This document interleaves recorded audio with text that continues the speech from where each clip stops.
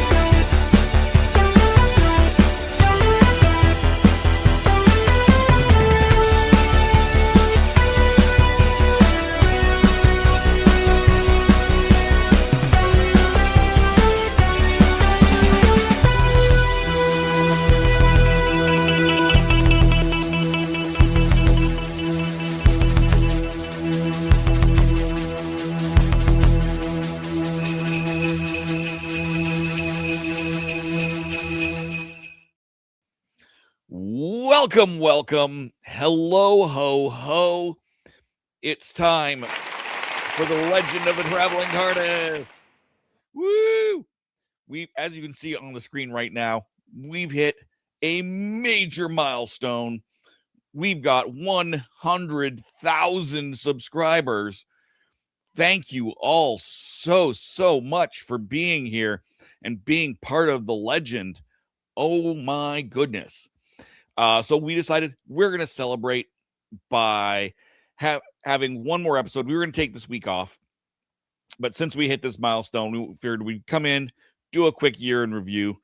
Let's just bring everybody in. Candyman, how you doing? Yeah, not too bad. I'm raising my glass to celebrate the 100,000 with some gin and tea. Excellent. It's alcohol free, so it's this. Well, that's disappointing. It is. It's after 5 p.m. there. You can get away with it. Yeah, it's almost midnight, so exactly. Yeah, might as well. And let's see what else we got. We got Reverend Amagon. Hey, Tom. Japan. Scary. Hi. And let's see. We've got coming in from the spooky part of the Christmas season, Mr. Mark Muncie. Hey, how we all doing? Happy Saturnalia. Happy I'm Saturnalia. drinking an alchemical brew. I don't know what it is, but I'm as long as you got something to sip on. Spiced something, whatever. But exactly. Hey, 100,000. This is crazy. Oh my gosh. I know. When we had nothing and now we've got 100,000, it's like, what? Where has the time gone? That is a wild and crazy thing. So yep. And of course we've got from our philosophy is Sean. How you doing? I'm doing fantastic. I'm having a pretty good festive season this year. I've got to do more Christmassy things this year, and how could I not have a festive season when our subscribers gave us all an amazing Christmas present this year? So exactly. I'm doing fantastic.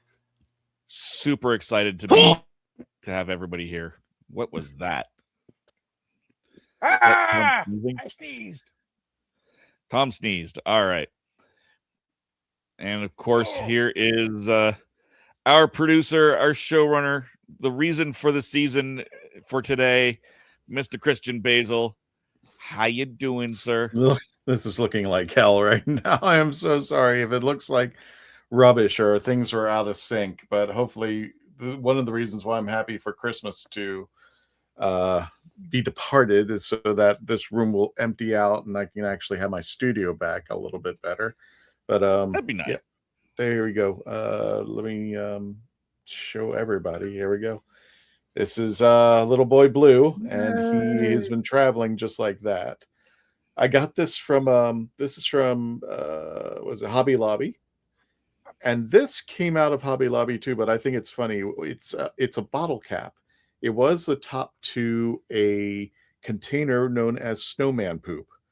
And I was like, I got to get this. I bought snowman poop just so I could have a lid to this thing. So there you go. And he's traveling right now for the next couple of days in this outfit to celebrate the holidays. Of course, we got the 25 days of hummus until December the 25th. We may take it a little further, but yeah, thank you so much. I think I was on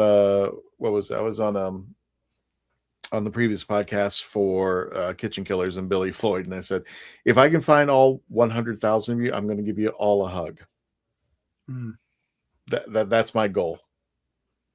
But I think there's going to be more. So there you go.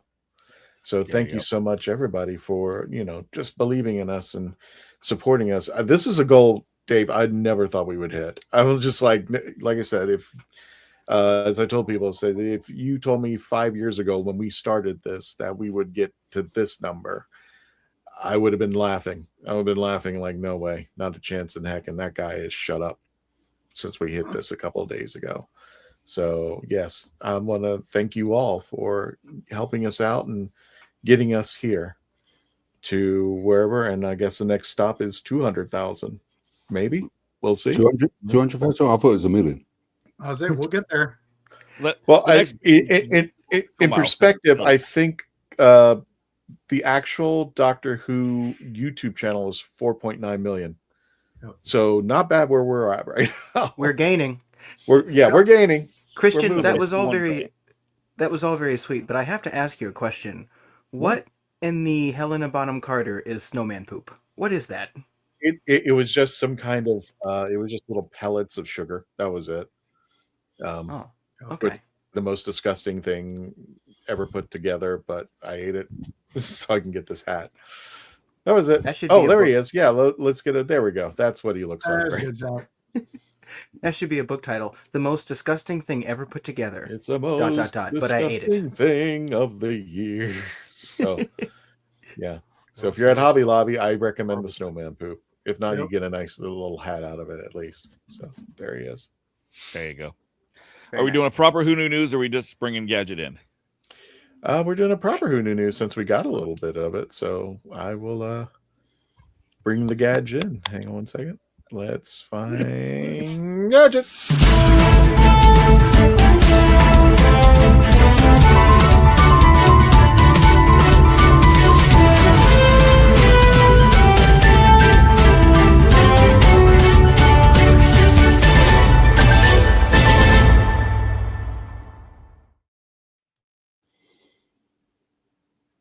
Oh, you are on mute. And if Gadget can find the mute button. He almost choked.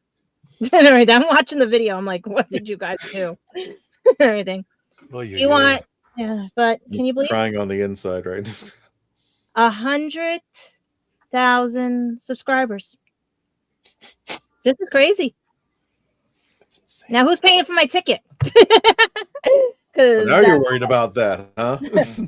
No, because think about it. When we get that silver plaque, how are you going to do it? That's going to be interesting. That's going to be official when you get that silver plaque in the mail. That I wish they could put all our names on it. That would have been cool. But I don't know how we're going to do this because do you guys want the birthdays, some sad stuff, or how do you want to go with the birthdays first? Because we have to wish somebody a very happy birthday right now and everything because it was yesterday. Yeah. And our own Dave Chapman celebrated his birthday on Monday. Tom, do you have Ernie's picture up here? I couldn't see it. I'm sorry. Didn't I do it? I thought I did. Oh, there. Yeah, I found him. Sorry. Yeah. You have all the pictures, right? I'd like to think I do. So let's start with the birthdays then, since I mentioned it's Dave's birthday and everything yesterday. So happy birthday to Dave. Happy birthday to Dave. Thank you all. 18 at last. I can't believe it. Yep. No, I thought he was 21, legal to drink. I'm a baby. He's 18 and a half. Canada, you can drink early. Oh, there we go. Davey. well, that's just his hat size. I was talking about. Ouch. Yeah, what are you like? What are you? How old are you, Dave? Like 50? Ouch. Ouch. Oh, hey, I'm not there yet. What's wrong with 50? I know. I'll be there soon. Dude. I'll be there years soon. it'll be fine. What was it like when they discovered electricity? What was it? It was a very shocking day. Oh, he went there. Oh. I bet you Open the bought door. the tickets. You bought the tickets to the Gettysburg Address concert for Abraham Lincoln, right? You saw that live. Hey. No, I skipped it. Nice. But yes, I'm 48 now. There you go. Okay, he is a baby. Happy 48, Dave. I feel like I'm 88. I know the feeling, Dave. Yep. Nah, but Who else we got there, Gadget? well, we have our own Ghostbuster in the house. We have 80-year-old Ernie Hudson, and he's going strong. He has been seen all over the city and everything because he hangs out with the other Ghostbusters. He was just at New York Comic Con and everything with Sigourney Weaver, Annie Potts, and he was doing pretty good and stuff. I just wish I could have got downstairs, but the person who's going to make the meetup for me disappeared, and I have to speak to him next year because he is one of the actual Ghostbusters and everything that around here they have that goes to charity events and hosts many other events and stuff for conventions and kids alike and everything. I think they're doing their Christmas roundabout now and everything for the kids with with Ecto One and everything. But I don't know if he's going to be part of it or not. But I cannot believe he is like 80 years old. He does not look it. Now this is an old picture. I would say like 10 years ago when I got this picture from. If you saw him in person at Comic-Con, no, he does not look it. No, he wears like 80. that. He wears 80 very well. I mean, like even today when I see pictures of him, I'm like, geez. And I hate to say it, but against all the three other well, I should say the two other Ghostbusters, he really, really aged well. He is fine wine. When he was my favorite bit of trivia about him was that he had to audition to be the voice of Winston in the Ghostbusters cartoon, but they didn't think he sounded Winston-y enough, so they replaced him with Arsenio Hall. Oh my god! Yeah, that was the funniest joke of ever. Yep. That reminds me when what was it? Charlie Chaplin auditioned for his best lookalike, and he came in third place or something like. Yep. Dolly Parton came in second at a Dolly Parton lookalike contest to a drag queen. Oh no! Well, I guess if you're going to lose yourself to somebody, I guess that's a. Yeah. Was Ernie Hudson in The Crow? I believe so. Yeah, he's done a lot over the years and everything. The cops in that. But people actually forget. Well, it depends upon your perspective, but people actually forget that Ernie Hudson has a Doctor Who connection in the form of Torchwood Miracle Day, which everybody's trying to forget. Yeah, that's the only bad thing.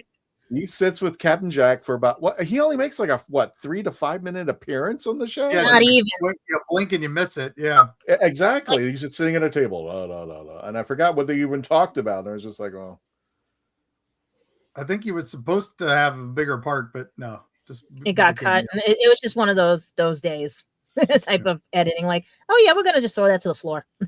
Oh God. Well, happy birthday, Ernie. 80 freaking years old.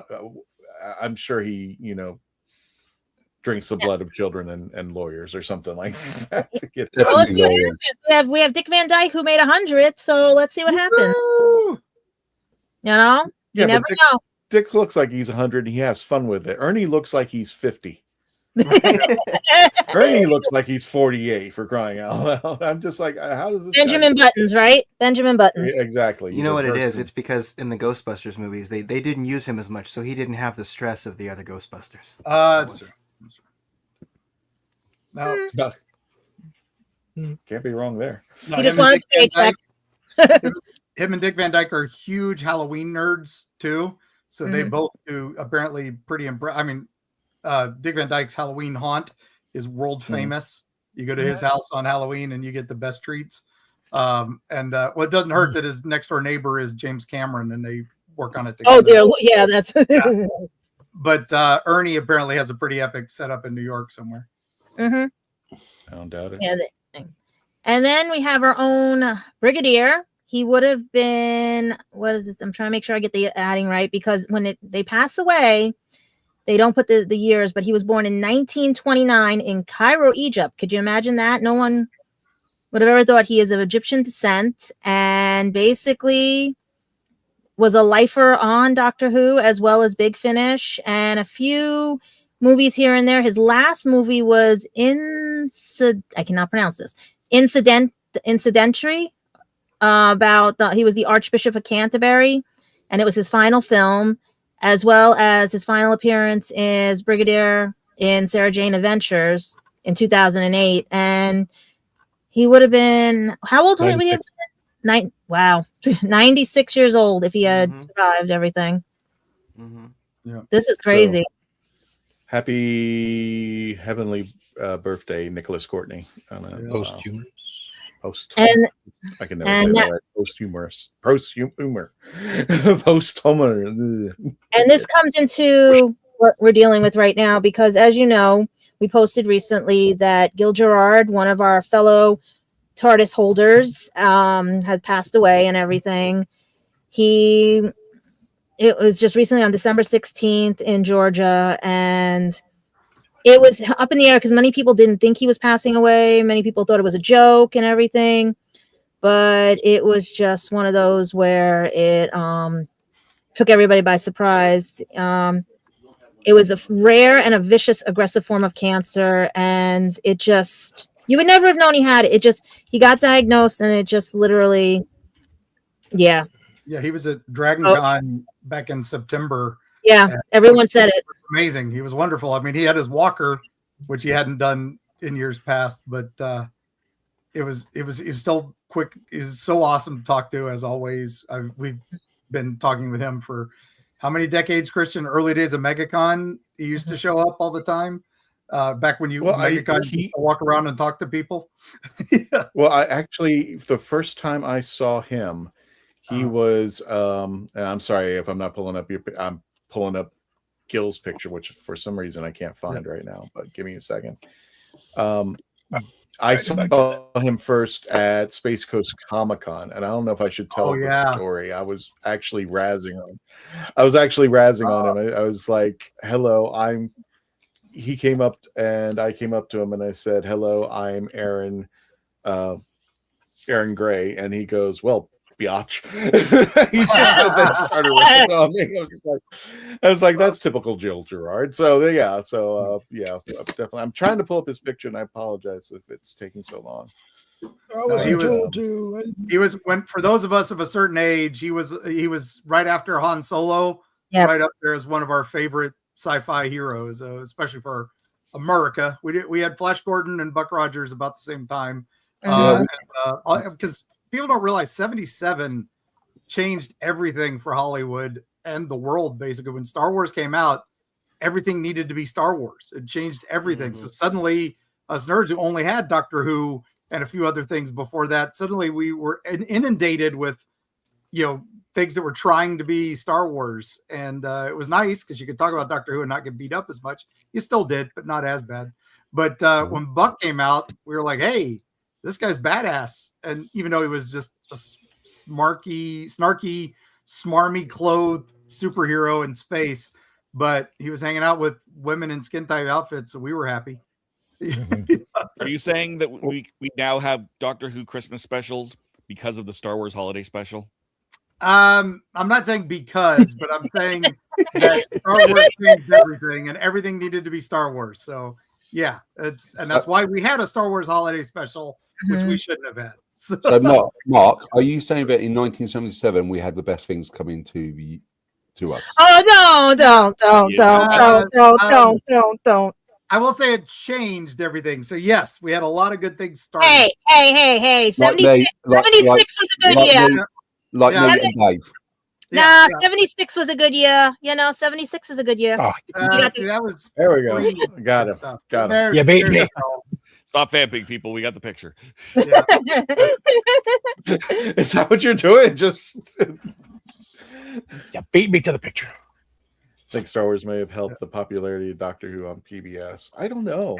It definitely. I think it brought sci-fi. It definitely Yeah. brought sci-fi into the role. Yeah. But I think Doctor Who was its own thing because I didn't know many people who crossed over from Star Wars to Doctor Who. No, it was But the other then way again, around. I was a though. kid. So, yeah. Well, Dave, no one confirmed what you said, but I'm going to do that right now. I'm not only going to say that the Star Wars Holiday Special led to the Doctor Who Christmas specials. I'm going to say the Star Wars Holiday Special was the first Doctor Who Christmas special, officially. Oh, That makes as much sense as anything else in that special. So Yeah, sure. it does. It really does. well, Yeah. it predated. They only did K9 and Friends because of the Star Wars Christmas special. So maybe Oh, it is. no, Yeah. that didn't happen. Oh. That never happened. Just like Yeah. the last Airbender movie. No, I'm just Okay. kidding. I For more like with the whole- K9. Star Wars Holiday Special. Check out Happiness Patrol Yeah, there we go. Available on Happiness YouTube. Patrol at Happiness Patrol Show. We go have for a it. great More. episode all about the holiday special, and it's not toxic. It smells like B. Yeah, Arthur. not necessarily the So special. anyway, And also, we have to announce another passing that Candyman had brought up to us. Driving home from Christmas singer, and I'm going to say this like Chris Rea has passed away on December 22nd, 2025. Long battle, including pancreatic cancer and a stroke with health issues at the age of 74. And it's sad. We're losing a lot of people this year. I think 2025 wanted to go out with a bang. It just wanted to, because we even have another passing that hits home with Florida and everybody, that during the pandemic, if you discovered this gentleman as well as his other cohorts that he would team up with and everything, it was breaking news in Florida that Adam the Woo had passed away at the age of 51. And it was after a wellness check and everything. People were first sent to the house. Nothing was allegedly wrong. And then people decided they were going to go back, friends and everything. And when they found him, he was unresponsive. They don't know what caused, but he had just posted 2 days ago his video with one of his friends. They were driving around as the Grinch and everything for a holiday special. He just got permission to come back to Universal Studios. He was already at Disney because his ban was lifted in 2016 or 2015 and stuff. And he hangs out with Tim Packer and Paging Mr. Morrow sometimes for collab episodes. And our can I good ask a friend, stupid question? Tampa What Bay. Yeah. what was he banned for? He was you an want to urban if you do it, explorer. yeah. He was an urban explorer and liked to go to the closed attractions and videotape them for posterity. Oh, Yeah, he had permission though for the Nickelodeon one because his friend, he didn't name the name of the producer, was holding an event when the Jimmy Fallon ride was opening, and he went over and filmed it, and the guards escorted him out, so he never was allowed back at Universal. Disney, the same thing, like Mark said, he was doing behind the scenes stuff and He everything. went River Country after it had closed, and because he saw it was accessible, and so he got banned from Disney for about 20 years. But he was a daily vlogger. He was one of the first guys to do that. And, He had two channels, and now he had the only one, the Daily Woo, and yeah, he started in like 2000. I want to say around 2012 or he was 2015. what earlier. I think it was 2010, and then it went from there. Yeah, he was up there with the pioneers like Mr. Beast and Markiplier, right? He was Right, right yeah. there. He had he never really went as super viral as those. Yeah, he would, he had a couple million followers. Like he would hang with the Tim Tracker. He would hang with Paging Mr. Morrow. Like during the pandemic, I found them during that. Yeah, all those guys hung with him because he was the OG, and that's our friends Tampa J and Chris the Girl, big fans of Traveling TARDIS. They started with him. He was kind of like their big brother, and he was always super nice at the cons. He's not big in the same circles. Like you got to be in specific circles to know this guy, but if you did, he was Dragon huge. Con. He went. What else did he go to? Every He went, year. He was for people who can't get out and do events. These was the guys who, a travel vlogger. Mm-hmm. You just you watched.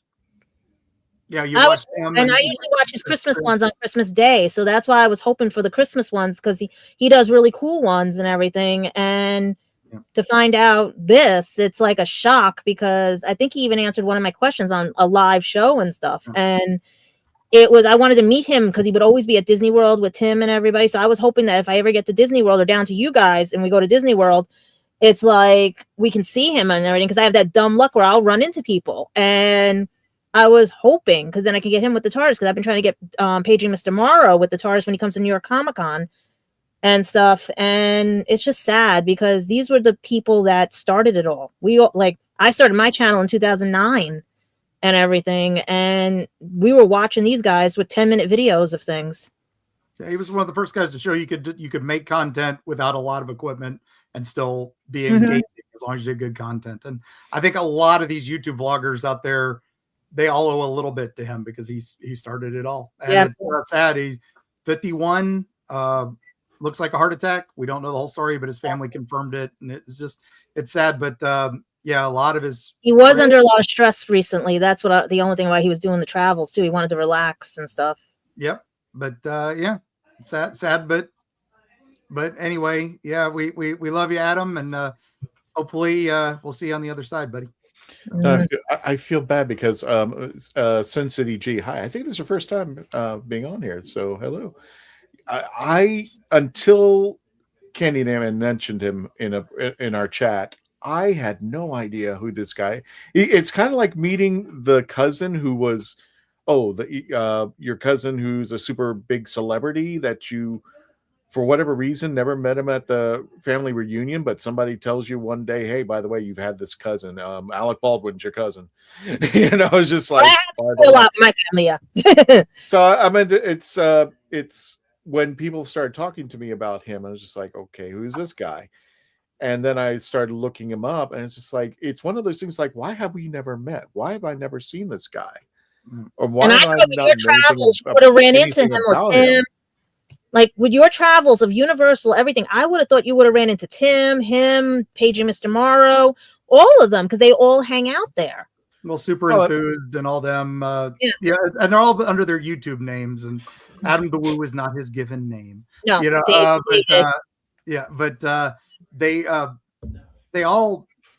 all try to do the same event. They get invited to the media nights. He's basically one of the first influencers. Yeah, there's Paige and Mr. Morrow. He was actually one of Adam was one of the guys he patterned himself after.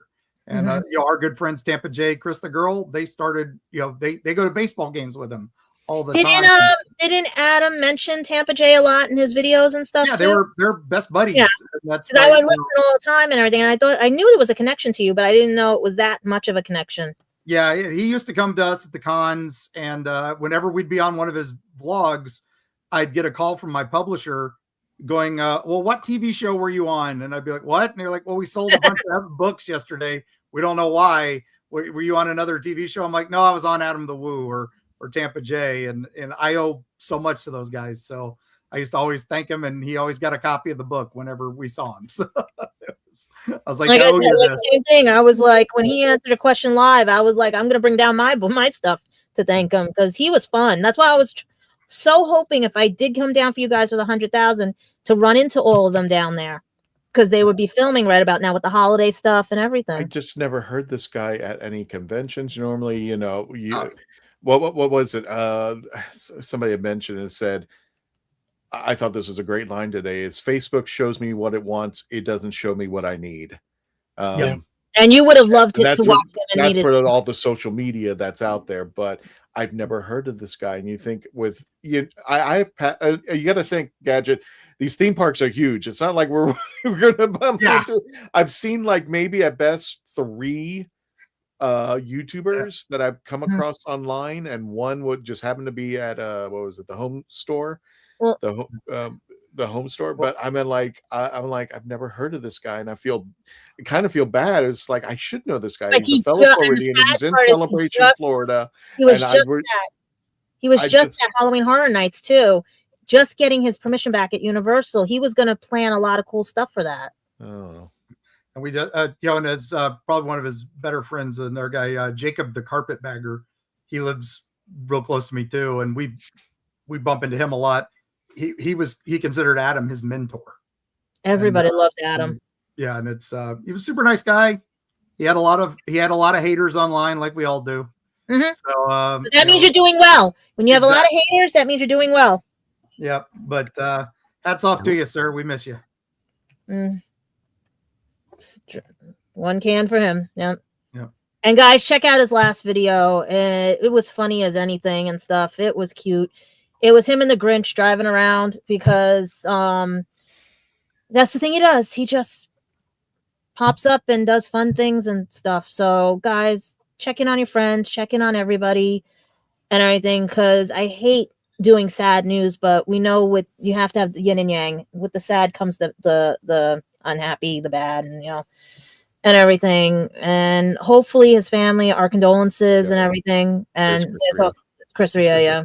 Same thing. Condolences to all the family members of who have passed, even the ones we haven't mentioned, because this last month has taken a lot, including voice actors, professionals and everything. And please, this week, going into New York, check on everybody. Just bug people, be annoying and stuff and everything. Give everybody hugs, man. Give everybody hugs. Yeah, I or got at least one be more, nice about it. I got one more loss that I forgot to report was Bob Burns. Yeah. Of, Bob's Basement. He was the collector we all wanted to be. Mhm. He was the guy who lived in Hollywood. He was best friends with Ray Bradbury, Ray Harryhausen, and all these names. And whenever a movie would end and they were going to throw away the props, he grabbed them. Give it to Bob. Give it to Bob. He'll take it. And going to his house was like, and going into that famous Bob's Basement, every turn I was just like, oh my God, is that? And he'd be like, oh yeah, this was the War of the Worlds spaceship, and they were throwing it away. This is how I got. He give you a 20-minute. Some people go to him for props in their own movies because he had the prop and everything. When they wanted to rebuild a set, they would go, "Hey, Bob, do you have it?" "Oh yeah, of course."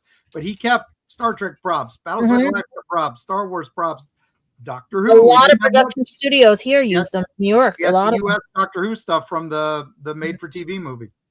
So he had some of that. Yeah. So sad. Mark, your ghost is killing me right now because it's running around the house behind you. Oh. Sorry, I'm sensitive to those things. It started on the doll. It went to the thing that's on your couch that's black, and then it went to the skeleton. Oh. Then it went back. That's why your camera went a little wonky. It does that. It does that. We've been hearing knockings in the walls. Now we're just hoping it's raccoons, but it might actually be the ghost. So who knows? Yeah. The ghost of Christmas past. We're here for it. So I just have squirrels in my roof. They're very scary. Yeah, I'm glad it was just squirrels. It's only ever been squirrels in my roof. We had someone wrote into Eerie Travels that they were hearing voices and had strange things going on, and they were hearing it in their attic. And we sent in a paranormal team, and it just turns out that they had squirrels and a raccoon up in their attic. And Squirrel. It sounds demonic when you're not ready for them. So. Nope.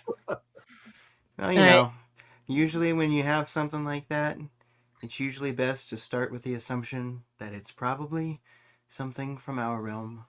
Yep. Or a different dimension. They always say ghosts are a different dimension. They like it when it's warm for the winter. So that's why they're coming in. Yeah. But I got some, speaking of sea captains and everything, we have to talk about another sea and everything, because our two hosts, Candyman and Tom, got to see the last episode of the war between the land and the sea and everything. And believe it or not, the ratings did drop. And that was sad. I don't know if it's because of the turmoil or because American audience haven't seen it yet and everything. But it started out strong with 2.8 million for the first episode, but ended on 1.79 million and received actually 85% Rotten Tomatoes, which is interesting and stuff. But I didn't get to see it because, like I said, I don't have access to that because technically Disney doesn't, or whoever I deal with hasn't dropped anything for me yet. So I had to rely on these two. And guys, was the last episode good? Yay, nay, or was it worth the one? I watched it afterwards. Was it worth the 1.79 rating, the last episode, or it could have been better or worse? I'll just ask that. Okay, so I watched it yesterday on Daily Motion. I was going to do the episode of Tasty Conversations with Ramona, but complications came up today. So tomorrow I will be doing the review. But as Mark was watching and I was eating a cheeseburger, and he was like, "This without the cheese." I had the cheese added. I did have a cheeseburger, my second one. For me, I agree with what Mark was saying, but without the spoiler button, because I can't see it on here with the banners from Spill the Geek Tea. Here we go. Oh, Spoilers! maybe. This is Sophie Aldred with The Legend of the Traveling TARDIS. Spoilers. Which I did use that. And this one. Yes, the ending was, if it didn't have the ending it did, it could have went to another series, which I was hoping for. But as Mark said, it was a Disney ending, and for me, I didn't mind it. I need. Well, it was a Little Mermaid type ending. To me, it was like a reverse Little Mermaid type of ending. As somebody spilled to me on that spoiler. And I almost sang it, so I don't want to get any copyright. So under the so it was funny, and that was the first ending, and then there was a second ending. I'd say more Little Mermaid 2 because it sounds more like Little Mermaid 2. Yeah. Interesting, but for a Torchwood, I mean, so for a more adult theme Doctor Who thing, like it's brutal, as Mark says, political, and the happy ending thing, the stuff like, wait a minute, what's going on here? So Ramona will go into more details when we can probably do tomorrow. And the second ending, okay. So for me, it wasn't the 3 and 4 were high for me because more adult thing. But I guess because the time period, the ratings dropped. But some people are just, like I said, they're haters. They just want to go. They don't like anything done. First 2 were good. Second 2 were better. This one was maybe in between. So yeah, my rating was 10.5 altogether. So I'm going to bring it down to 9.5 for all 5 episodes together as one story. So I get it, but could have expanded. Kate gets to live on in a new series with Big Finish, right, and everything. Yeah. New or old, or we're just remnants. Yeah, it's called because it has Eras? what's her name in it too. Yeah, Eras. They're bringing back all the different versions of Unit, so I'm excited for that. That was a Christmas miracle for me to see that. So No, yeah, no. That means more. And I will. The old ones you already got. It's letting you bring the old ones back. So I wanted although to say they something. did announce what one of the periods is one of the ones that didn't get a series. So I don't know. I think that's one from the books. So we'll see what happens. But all we know is this is just the craziest time that now we just got to wait for the Disney review of it. And see what the American audience thinks of it. But as for the British audience, it could have been the political time and everything, because now we don't know what's going to happen when Disney airs it. Will it be a different time frame or different view of the world? I wanted to say, Gadget, I am not going to give any spoilers because there are spoilers on the internet. But after the war between the land and the sea ended, I can definitely say to everybody that the war between the land and the sea is definitely one of the TV shows ever made. I can say that. So, that's what I'll say about it. It's definitely one of the shows ever made. In my like I said, I got spoiled. I think it's The Little Mermaid Part 2. In my point of view, I think they should have done it at a normal 8 episodes. I think they rushed for the last episode. Episode 1 and 2 was very good. Episode 3 was very, very political until the last 10 minutes, which was amazing. I like episode 4, but episode 5, I think it was just one of these things where one of my friends who I do a lot of filming with, he didn't like it because there wasn't actually a war per se. It was a political war game. So a mind game. Yeah, it's like a mind game rather than thing. And what they did to it, without making any spoilers, I think they could have done it a little bit more better on how they did the ending and extended it a little bit, because you had so many different storylines which were just so it was psychological warfare. Yeah, I got flashbacks to I'll say Sutek being walked through the time vortex on a leash because he was a good boy.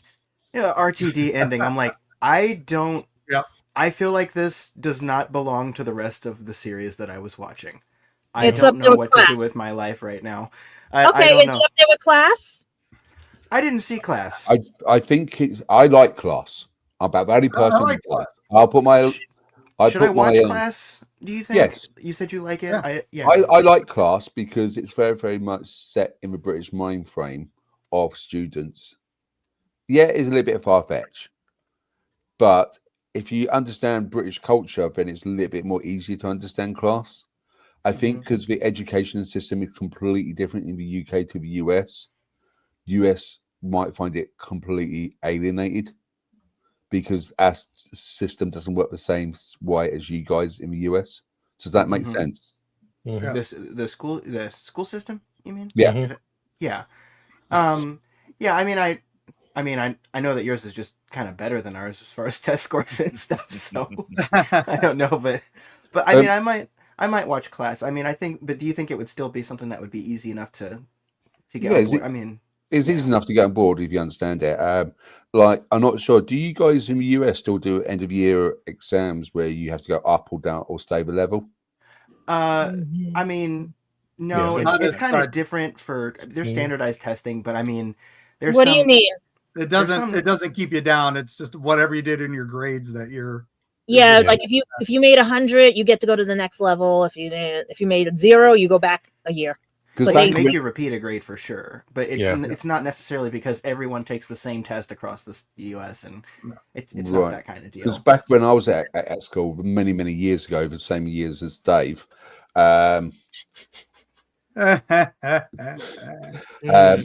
we was I wasn't when they discovered fire. And Mark was under the thing where we're still using chalk and slate. Hey, I was teaching you youngsters.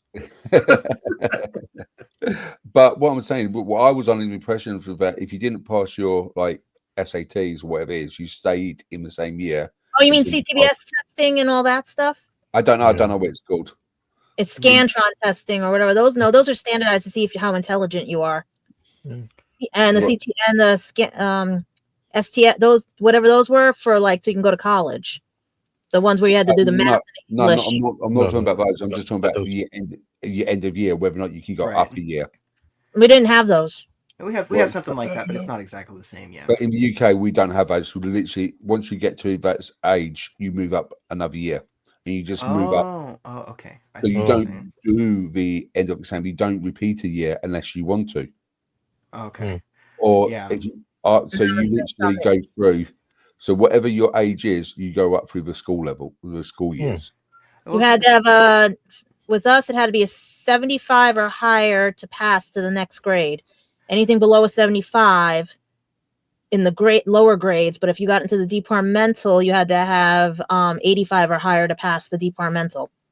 I think if it's similar enough in class, I think I would understand it and probably follow this. From what I heard, people tend to like it.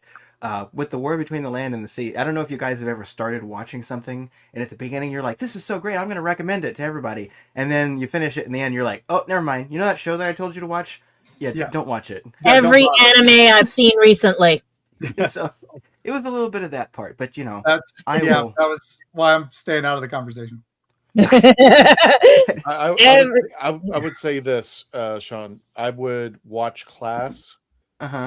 And lower your expectations to the bottom of, because I didn't like Class. I was not crazy. The bar was low. The bar was already low. It was just like the only thing. And if you saw the trailer, I'm not spoiling it for you. The only thing good about Class was that Peter Capaldi was in the first episode. Well, Christian, I don't mean to be rude to absolutely anybody, but you know, after the last 3 years of Doctor Who, lowering my expectations is not really that difficult, you know. But just like Doctor Who, the War Between Land and the Sea had good things in it. But that's with RTD. That almost makes it worse, right? Like if he shows you something amazing and you're like, oh, and then you're like, oh, yeah, that was my fault. Never mind. Okay. well, did you know, Sean, Russell T Davies didn't write episode 3 or 4? No. I did not know that, but I thought 1 and 2 were the best ones. See, I think 3 and 4 were the best ones. I thought those were the best. I agree. And it's Russell T has this problem with writing endings. He's really good at setting up a 2-parter. And you're like, oh my God, how are they going to get out of this? And then he's like, magic, it's done. I'm gonna hold this conversation. Hang on, guys. I'm gonna hold this conversation because we are going to review the War Between the Land and the Sea next year, for a better term, next month, actually, whenever it lands on Disney Plus, and we'll have the team, and then you can just crazy. will have seen it by then. Yeah. So Sorry, River Song is pointing a gun at all of us. No, Like, that's fine, spoilers. that's fine. But I will put this up. We do have, if you guys remember, we do have a poll. We do have certain polls running up on the shut up on the Traveling TARDIS YouTube channel. And did you watch The War Between the Land and the Sea? 22% said yes. 39% just didn't have access. Really? And an additional 39 says they were not interested. Ooh. I suspect that third one is also a lot of people that didn't have access and would not have watched it if they did. Daily Motion, for God's sakes, has been around forever and a day.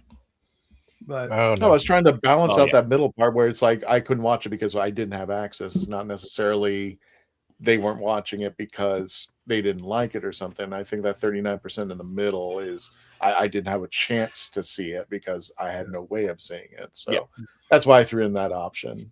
Yeah, Christian, can I ask you a question? You just did. Okay. Another question. Good point. The next question is: you said you didn't like Class, but if you can compare Class to K9 Australia version, which one's better? I haven't. To be fair, I haven't seen K9 in its entirety, but I would definitely go to K9. I think we had a review of this when Melanie was on of Class, and we could always revisit later on to see how our opinions have changed. But one of the things that I will concede to when they were talking about Jodie Whittaker being the first female doctor, she was not my first choice. The woman who plays Quill was my first choice.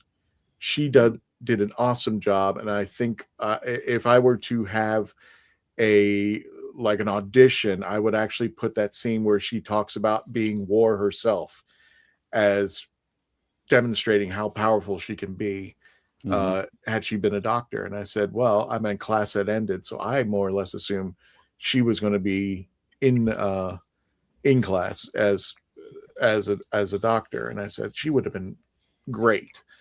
I don't know if the writing and the show running would have helped her out at all, but at least we would have had a doctor that I would at least had appreciated had they didn't go with Jodie.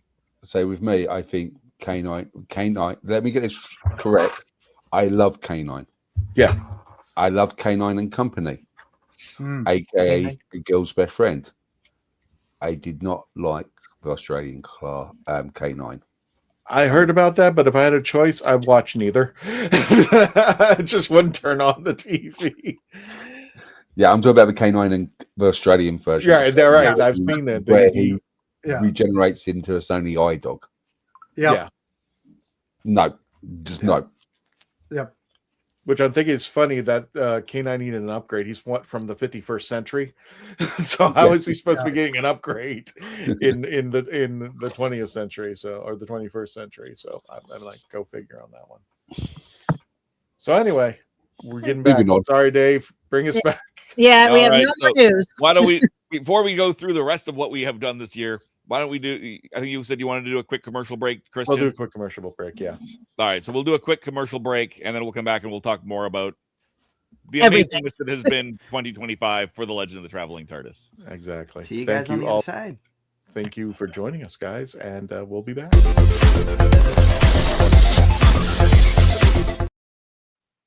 I didn't listen to that voicemail. I'll tear open that letter you sent. Don't you tell your friends I want you back. I gotta leave you now unread, because you've already said those words that switch my heart to dead from loving you. So you'll stay ghosted and I'll stay focused. I so enclosed. The spell stays unspoken. A dark silhouette of a marked man and broken. Right down. I didn't listen to that voicemail. A TikTok, that story you sent. Don't you reel me in to get me back. I'm gonna leave you now. Hey, happy holidays, Merry Christmas. Hey, happy holidays, Merry Christmas from everybody here at Horses on Film and Happiness Patrol. To everybody on the Legend of the Traveling TARDIS, and of course to you, Simon. Merry Christmas. Merry Christmas. Merry Christmas. I'm author Mark Muncy. And I'm author Erica Lance. And this is Eerie Travels.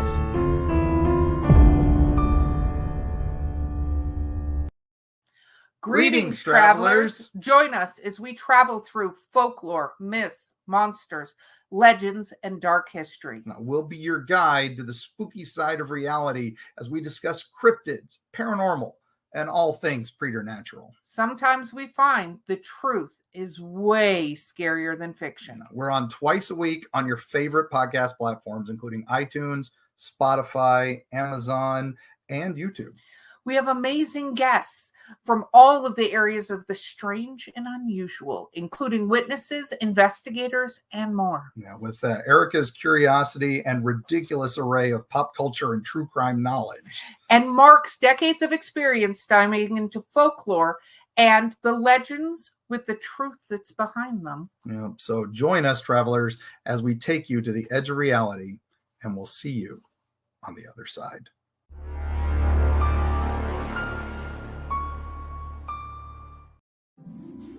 Hi, I'm Gene Turnbow. And I'm Susan Fox. And we're from Sci-Fi Radio. Simon, Merry Christmas. Merry Christmas to all. And to all, a good night. Hi, everybody. Welcome to the show, The Legend of the Traveling TARDIS. And we're all here together. Are we back? We are back. Yes, we're back. All right. I wasn't I'm sure not. because we have it being the holiday season. We have a couple of extra commercially things and greetings from all of our friends on the internet.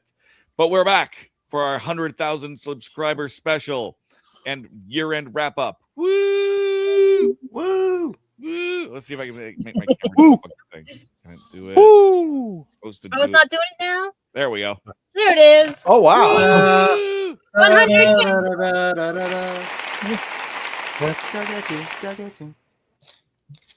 I can do it manually. Like I've got a little button that does things too. I can go over here. I can go over here. Give me the thing. See, I can make a party go like this. Woo! Give him. We can't do the Dugadoo song. No, shut it. I will throw everybody off the show. I love how I started. I will 25. I will drop the F-bomb and I will. Wait. Are we in enough? Wait, we're at. No, we got 5 more minutes before you can drop that. I love how I started the Dugadoo thing and I didn't get blamed for it. Oh, no, I picked up on that. And I had to go with it. I'm trying. There we go. Hooray.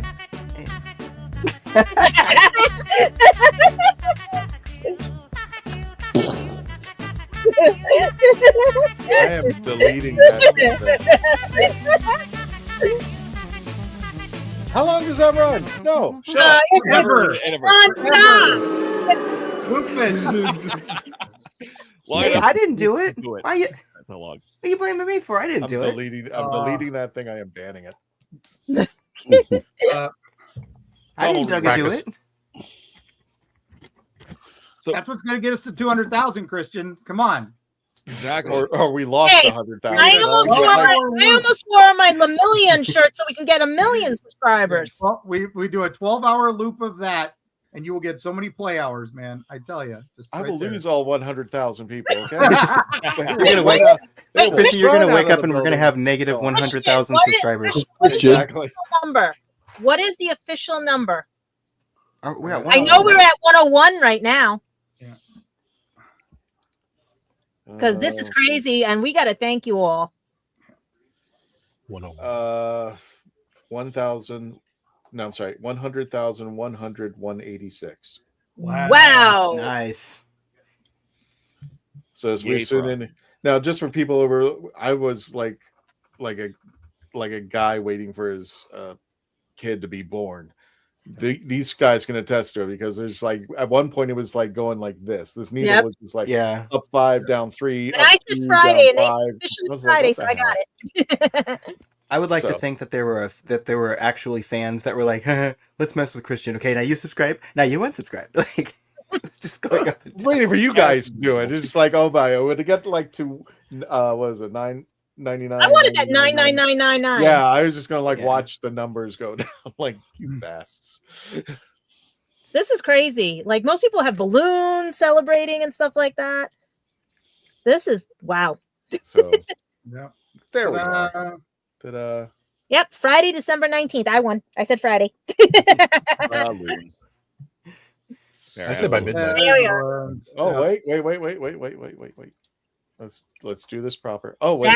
That's a nice one. What? There we go. Sorry, got the pictures right next to each other. Yay! Yeah. We were pouring shots. Now grab one of those and then inhale it like a chipmunk. Sorry, what did you say, Christian? I was talking. Oh, you're fine. No, Dave was putting balloons on his whatever his video thing is. And I said, grab one and start inhaling it like a chipmunk. Is that StreamYard balloons, or is that basically something else? No, that's Macintosh. That's Mac. Yeah, that's Dave altogether. That's me. That's my computer. So we got 100,000 subscribers, but on top of that, before we even started, and I wasn't even expecting this at all, 2.7 million views. I mean, that literally happened like now. So I was. Thank you guys for watching this and subscribing. I don't know what we did right. I don't know what we did right, because the way we screw things up, I don't know what we did right. That's what we did. We screwed up and everybody was jumping.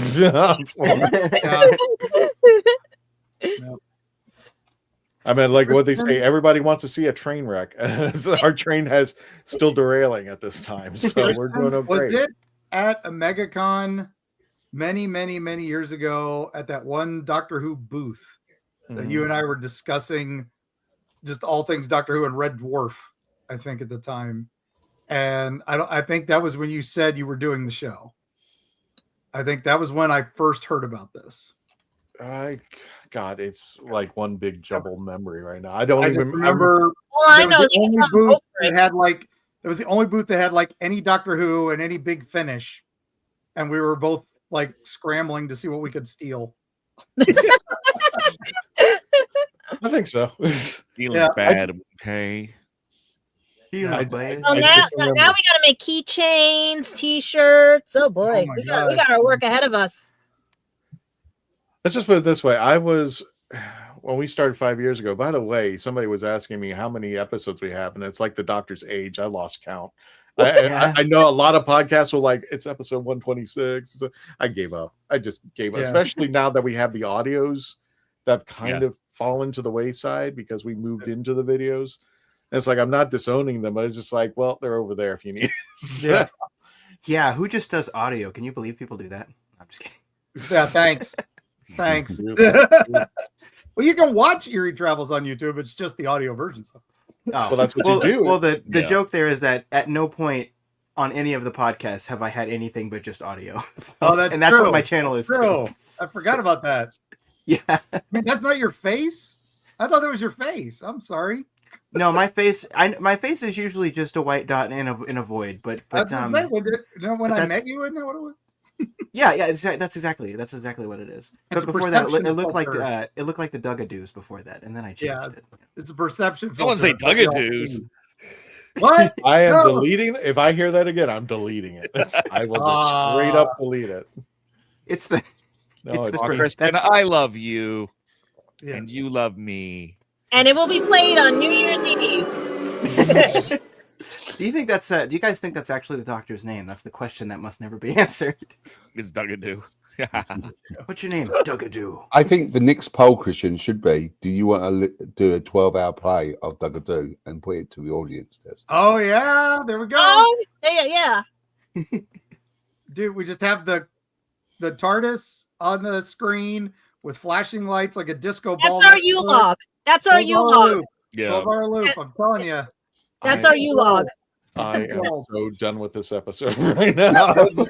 We just go ahead and take a break. Yep. So we can call it whenever you like, Christian. Yeah. I know I know you have to go in a few minutes. We all here, do. Too. Oh no, we're We all fine. do. I mean, Happy but holidays. This was just a short thank you to everybody. You know, we wanted to do this video because when's the next time you'll ever hit 100,000 subscribers like this again? Let alone I don't know how many people get here. And just remember, whoever, you know, if you guys were here from the very beginning, it was a gentleman by the name of Garrett Pomacher from the Hanging with Webb show who kicked my butt and said, you need to start your own podcast. And I was like, yeah, it's not going to do it. And I was like, I was one that I never really like wanted to do my own. I always like to be the guy, you know, just like part of the team. I didn't want to lead the team. But if you're hearing background noise, that would be somebody who shouldn't be in the studio right now who dropped something as they opened the door. She's randomly saying I'm sorry multiple times. I'm just waiting for her to close the door. Well, thanks for the 100,000. She was number 100,000, right? That's right? Yeah. She hasn't She was number 2 at least. She was just waiting. She was My waiting dog for was that. was 99999. So And Christian, I'll say this: I really hope, for all of our sakes, that we only hit 100,000 subscribers one time.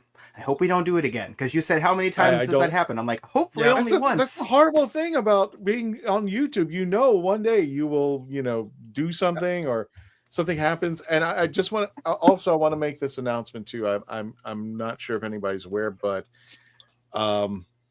we haven't really like said that we were doing this, and I was using them for a platform just in case YouTube went crazy. And most recently YouTube did. They actually deleted, I'm not joking, 12 million YouTube accounts. 12 million. Wow. And some of them got demonetized, some of them were removed completely. These were just things that YouTube decided to wake up one morning saying, yep, you're not here anymore. So for our friends who are over there, we are expanded out to, we've been expanding out over there recently, but now that we're able to live stream, we've included Rumble in our StreamYard case because just in case YouTube goes nutty. And I don't see a reason why we would be under the gun on that. But you like you guys, like Mark, you've heard so many bad things that have happened. Oh man, yeah. And if nothing else, it's just nice having a backup. Exactly. On all these things. And I mean, I think about this when we were getting started, MySpace was still a thing. So, you know, you always want to make sure you have I can't that. even get any of my MySpace stuff back. That's gone. That's like, You always want to, you know, I think LiveJournal was the blogging software at one point back then. So, you know, you keep your options open, you evolve. Legends of Traveling TARDIS isn't going anywhere. That's just it. It's traveling. So, you know, that's Theory Travels. We do a website. It's like, just follow us there and we'll figure out, you can figure us out from there. And that's this. Well, I mean, even follow you where you need to. Well, our second biggest audience is Facebook on the Facebook, and Facebook. I haven't been paying attention to, and I should. Facebook has been deleting our live feed. Yep. Wait. Oh yeah, they did do that. Yeah. They deleted our episodes from our live feed. I've been checking the settings, and your settings are fine. It's they're just archiving. Yeah. All of them. They're doing that to everybody. Yeah. Are they archiving or are they deleting? Well, they're deleting it. They're getting rid of deleting it. If you don't download videos. it, it's gone. Yeah. You can link it to a Dropbox and have it like you can every so often you can save your past uploads if you want to do that. Oh, it's easy. I could just go to the YouTube studio, download the episode, and just re-upload it over there, or I could StreamYard it. I just put it in as a not a live episode. I don't know why Facebook's going that route, but here we are. Yeah, it's only on live videos, Christian.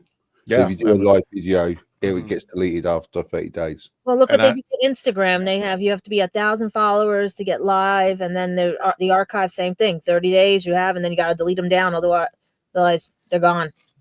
Yeah, I was doing Facebook live like music sometimes, and I lost a lot of that. But I mean, specifically, there's a lot of ways to save your videos, but specifically on Facebook, there is an option to link your Dropbox. Well, we use StreamYard, and we tried to add Instagram. And the thing is, it's kind of like Rumble now. You have to actually set up a studio in Rumble, which it's easier, even though. You have to go in. You have to go in the Rumble. You have to actually do this. Here's the procedure for Rumble. You have to set up the studio within 24 hours of it going live. So if it goes live, like it goes live at 6 o'clock at night, we have to set up the studio the prior day, at least the latest is 6 p.m. prior to. So you have 6 p.m. and 6 p.m. between the two. I can't go any further. I mean, you can't do it any earlier. You have to do it the day before, which is really weird. And then once you set it up, you have to go back into StreamYard and then hook up the two. I don't know why, but if you do it on Instagram, it's very similar to that. Plus, you got to go on Instagram, back on Instagram, and then hit the live button. The live button, and you have to stay on. And you have to stay on Instagram. So I'm just like, okay, my computer is. Yeah, we could teach college courses on how not to lose your videos. It's so complicated. That's the first thing of 2025 for Reflections. Facebook axing a lot of our videos, but I mean, well, there are lots of positive things, but that's one thing that happened this year, I suppose. Talking about reflecting, Christian, how you reflect from the day one of doing this show to now. Yeah, I was behind the scenes, so that's on him. I'm looking at this like from behind the scenes. Jesus. Like I said, I couldn't even fathom that we would be here. I mean, like I was thinking, we'll get a couple hundred and people will watch us, and like I said, I couldn't even begin to fathom how much we got. I mean, like, can you put in your brain 100,000 people?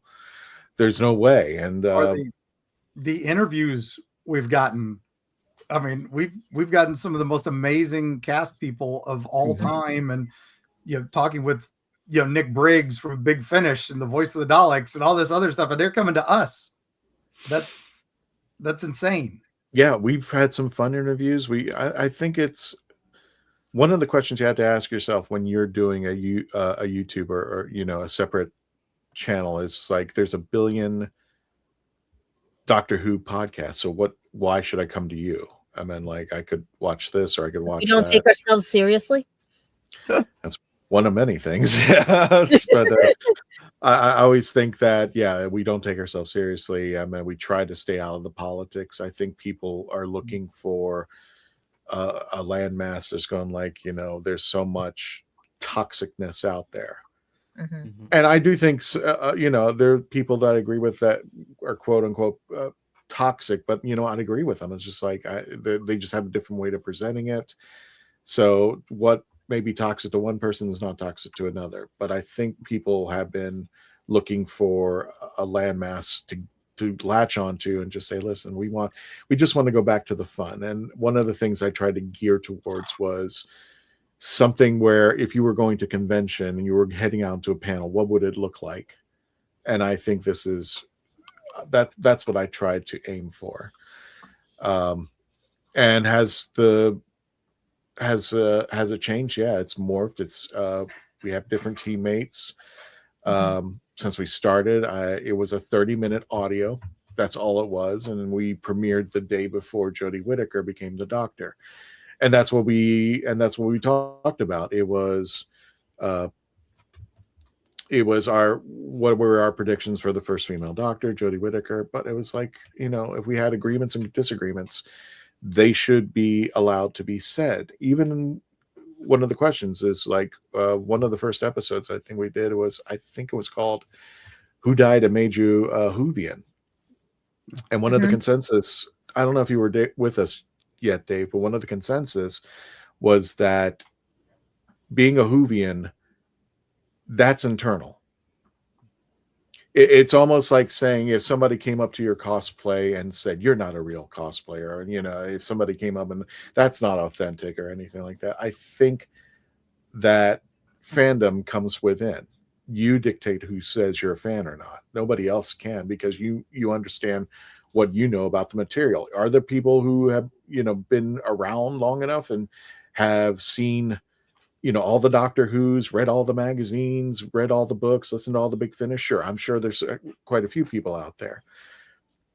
But I can only tell you from my knowledge what I like.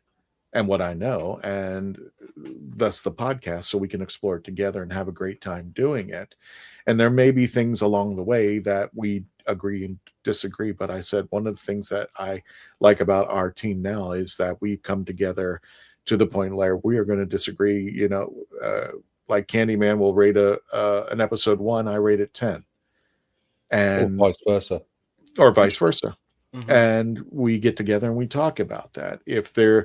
I come across conventions where some people don't like Jodie Whittaker, or didn't like the idea of Jodie Whittaker or a female doctor. They're women, and they're afraid to go online and say, "Hey, I'm just not too hip on a female doctor." And it's like, well, that's all their grievance is. They're not these mean or distraught people, or they don't deserve the name called. If they don't like it, they don't like it. One of the things I made sure when I told people who left Doctor Who, because what was it? It was just like when Doctor Who first started out, they didn't like David Tennant because they were losing Christopher Eccleston. They didn't like Matt Smith; he was too young. They didn't like Peter Capaldi; he was too old. They didn't like Jodie Whittaker; it was a female, and it goes on and on and on. Goldilocks and the Three Bears. It's like Goldilocks and the Three Bears, right? Yeah. But I told people, if you don't like what's going on now, I'm going to leave the door open. If you don't like Peter Capaldi, he's going to be gone in about 3 to 4 years, but I left the door open for them and just said, listen, I can't make you like something. There's no way. And you have your grievances. I don't think you're evil.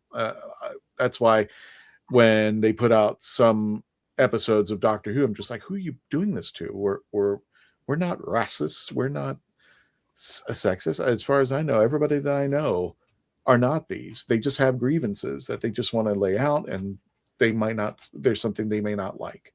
Well, like you said, you left the door open for John, that if he wants to say his side of the story and everything, he's more than welcome to come on. Other Doctor Who cast members are welcome to come on to tell their side of the stories on things. Well, I mean, not necessarily in that route. It was more or less if somebody said, I'm leaving because I'm not too hip on a female doctor, I said, okay, you know what? Do 3 episodes. I always tell them 3 episodes, first 3 episodes. If you're still not hip to this, you've tried, and there's nothing else I can do to do it. 3 episodes. That's it. Yeah. And the whole premise of the Legend of the Traveling TARDIS started because there were 2 women. I'll tell the story again since we're here. There were 2 women who were at a panel at Florida SuperCon. And I asked the questions, okay, how many of you are excited to see Jodie Whittaker be the Doctor? And they were like, okay. And the hands went up. And I said, okay, how many of you are waiting to see Jodie Whittaker? And going to determine from there. And some hands went up. And then when I said, okay, are there people who are not hip to see Jodie Whittaker? And no hands went up. And at the end of we did the panel. And at the end of the panel, those 2 women came up to me. They were quiet the whole time. And they looked at me and just basically said, we think we can trust you. I'm like, what?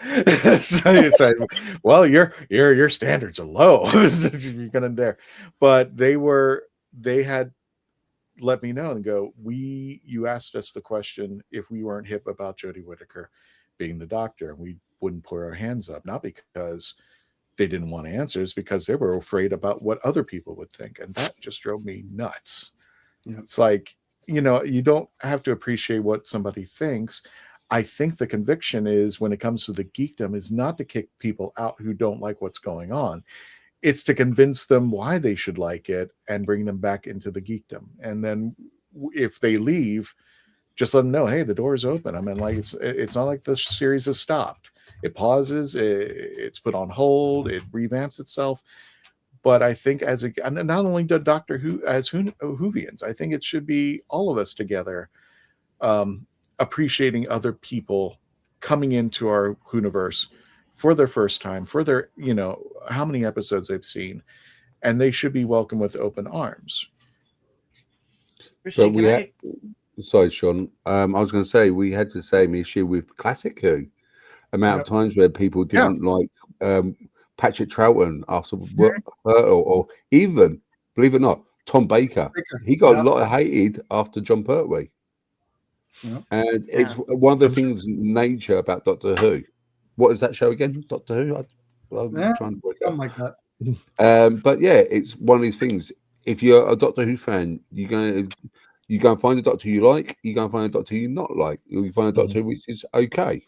But it's a thing where you just basically ride out the wave with Doctor Who, and suddenly you'll come back to how you like it to be. It's one of these sort of things where it's surf up.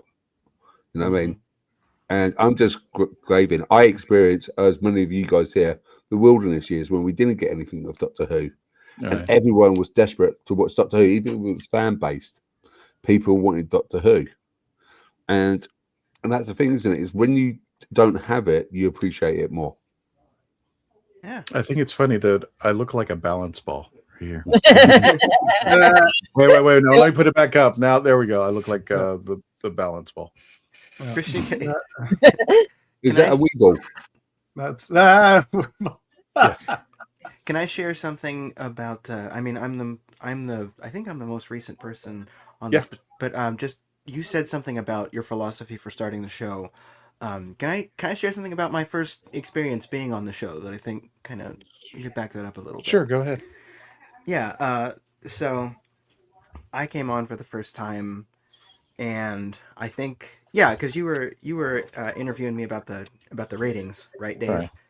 And then I came over for Dot and Bubble, and it was really funny that like my first review on here was Dot and Bubble.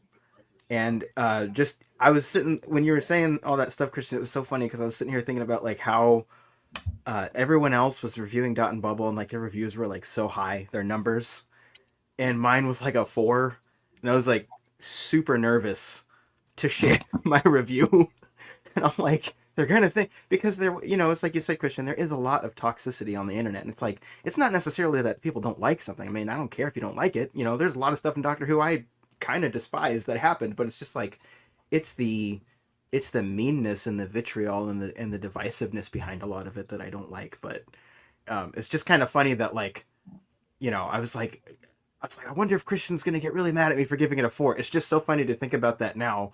Like, well, that's the thing I'm trying to convey is like you gave it a 4. I'm like, I'm not going to invite you to my house and then say, what do you think of it? And you're like, well, it sucks. Well, right. And I think that's true because I mean, obviously, just like any other show, people on this show have a lot of different opinions about things. Exactly. We try to keep it apolitical, and I appreciate that. But I just think that like I've never felt like on this show. I mean, I've been to some channels. I mean, not like as a guest, but I've seen some channels where I really feel like, man, like there kind of is a code of orthodoxy where like you can't say this opinion. It's like I've never felt like that here on this show. Like I never felt like there's any opinion I could have. You're welcome. Yeah, like I've never felt like there was any opinion I couldn't have on this show, and I've always really appreciated and that's that. what I exactly wanted to nail down when I started the show. That's what I wanted everybody to feel. It's like, oh, I can be in a room full of people who really like what's going on, and somebody will ask me something and just go like, no, I wasn't too crazy about that. But it's the way that the others react to what's happening. They're not going to bash him. My God, my backdrop looks horrible. They're not going to bash anybody. It's just like, oh, tell me what you didn't like, what was going on. And one of the things I loved about doing like panels all over the conventions is when somebody came up to me and goes, not that they said they had a good time at the panel, but when they tell me you really made me think about something I didn't. You saw something that I couldn't or I wouldn't in the episode, and you really opened my mind to that. That's the compliment I wanted to hit with, because that's what I wanted to do. And it's just like, I want you to open your mind to things that you may not have looked upon. And I think that's actually the best sci-fi as opposed to fantasy RPG. I think that it opens your mind to things you would not think of. Just like that last line in Star Trek, the final line in The Next Generation, where Q's telling Picard, I wanted you to open your mind. It's not about exploration. It's not about space. It's about opening your mind to things and possibilities that you never thought about. And I think that's what sci-fi does when it's hitting on all 4 cylinders. And the story is great, and the director is awesome, and the showrunner is competent, and the actors are doing their best when it hits with Doctor Who, because we've seen it between in my opinion, Eccleston to Capaldi. Is every show out of the park? No. But I think there is that linear line that people will talk about episodes like Vincent and the Doctor or Blink or Dalek from years on, even when we go over to the 18th, 19th, 20th Doctor, that these are still episodes that people will reflect on. And it's the same thing when it goes to Classic Who. I mean, like Genesis of the Daleks, The Talons of Wang Chiang, the Seeds in Space, all these episodes, The Ark in Space, all these episodes, people are still talking about to this day that make the change. Yeah. God, I hate my hat too. Do you think in the I just say future? what my hair's doing. Sorry. Mine is Jack and Sally. Do you think in the future, because of the sort of when we have more of a separation from, I mean, and there was a lot of toxicity in the Jodie Whittaker era, just in the fandom. I mean, because that's the same time you started seeing a lot of toxicity in the Star Wars fandom too. But do you think there's going to be a sort of a renaissance around Jodie Whittaker where people are going to go, well, now that Shooty's era is over and we're looking back 2 eras ago at Jodie, like, that was actually pretty good. Like, I'm not delegitimizing. Yeah, I think so too, Dave. I think we're already we saw the same thing happen with Colin Baker. Yeah, exactly. Mm-hmm. Yeah, we've seen this before. It's not, like I said, this is, I don't think, again, politics, I don't think get into it. I think it's just some people prefer the writing of some seasons and some people prefer the directing of some seasons. And sometimes it's not there where we want it. And other people, though, that's where they want. I mean, look at the people who love the prequels in Star Wars. They're wrong, but they have their opinion. It's okay. Well, I've seen one of the first things I saw happen in the Whittaker era was it was like everything is terrible, and it was like, okay, everything is terrible, but Sasha Dewan's good, and then it was like, okay, everything was terrible, but it wasn't Jodie's fault, and then it was Jodie's not bad in all the episodes, and I'm like, it's the Capaldi thing all over again. And again, I'm not delegitimizing anyone's opinion. It's just, it's so interesting to see that happening, and maybe 10 years from now, people will really like Shooty. I don't know. I mean, that doesn't mean the episode's quality changed at all, you know, and I don't like a lot of them right now, but that's just, it's so interesting as a fandom to see like things get it's kind of like the prequels got rehabilitated, just like you just said, you know. I mean, yeah. It's for us old nerds. It's the same thing with Gil Gerard passing away. People, Buck Rogers was terrible. Now some of us, Buck Rogers was great. Yeah, yeah. I think, and I feel like the guy on the meme with the where he's going up to the scaffold first time. Yeah, that's where we're at.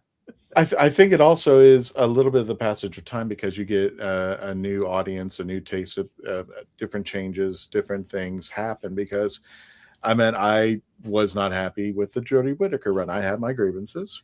You know, I don't throw Jodie completely under the bus. I put this all on Chibnall. But like I said, I don't have hate for them.